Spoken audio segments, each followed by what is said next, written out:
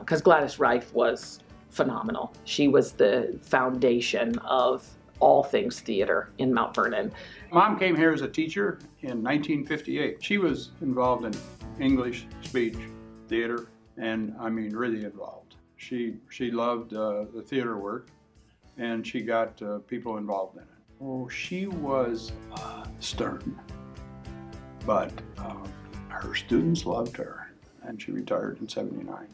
So countless and countless productions were done over those years, and she was the leader of the gang, so to speak. I have to give my props to her. I never had the privilege to work with her, but like I said, she was my father's theater teacher, English teacher. I still have the picture. I looked at it yesterday. I have it sitting out, me and Maggie and Gladys. So that's one of my favorite memories. Maggie Ellison was one of the founding directors. I think Guys and Dolls was the second show community theater ever did, and she directed that. And she went on to direct a lot of other things too. I think Maggie was teaching here before Mom retired.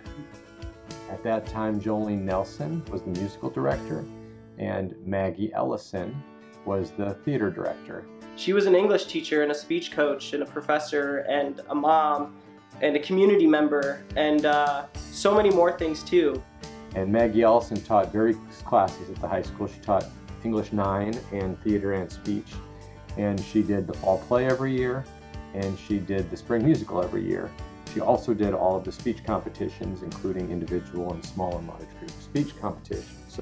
A big thing that I wanna point out, it's not my program. It's not even the Mount Vernon program. It is the Maggie Ellison program. Maggie Ellison built this program. I have sat in Maggie Ellison's chair, opposed to I've created a new one. She was a very important part of especially Mount Vernon Community Theater.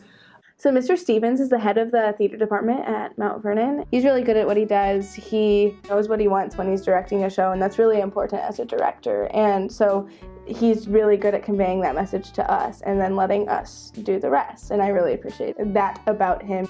Working with Mr. Stevens was definitely a lot different just because he had a quicker and more just a work ethic that no one else that I've ever worked with had, just because he liked everything to be perfect. I started professionally working in theater in 2004. So my first job was as technical director, and I did that for several years, and then I became a director here in 2008. I think we have a strong culture of theater in Mount Vernon because of the dedication of all of the fine arts faculty. Mr. Wilkins and I have been working together for 5 or 6 years now, and we get along very well. We have a shared vision for the program. We have the support of other adults. You know, no one person could do that alone. And so over the time, we've just built up a tradition that then feeds into itself, just like any other program. In my early years, Jared Knight was just a phenomenal actor, musician, athlete. Another one would be Bryce Cox, that just could do everything.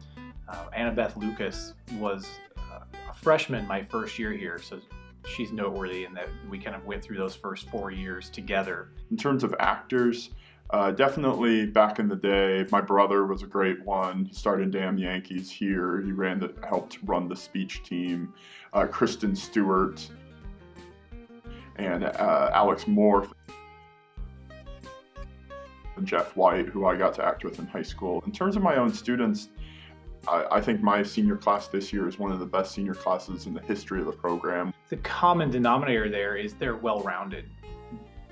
You know, it's one thing to love theater and be invested in just theater, but really to be a standout, as with all of our kids here at Mount Vernon, we encourage students to be involved in many different things so they can be well-rounded and more accomplished and bring more to the table for the activity that I'm focused on. I would say the definition of a good actor, there are 3 components that make up a good actor. Work ethic is one, obviously. Skill and talent. Those are the things that make up a truly great actor in high school, because they're the ones who will give their souls to a project rather than giving a couple of hours. My favorite show was Les Mis, and why it was my favorite show was because it's Les Mis, and that's like a once-in-a-lifetime chance. Hands down, it'd be Les Mis. That was a bucket list show. It was the first Broadway show that I saw when I was a kid, and So to have the talent and the adult support to be able to do that here was a dream come true.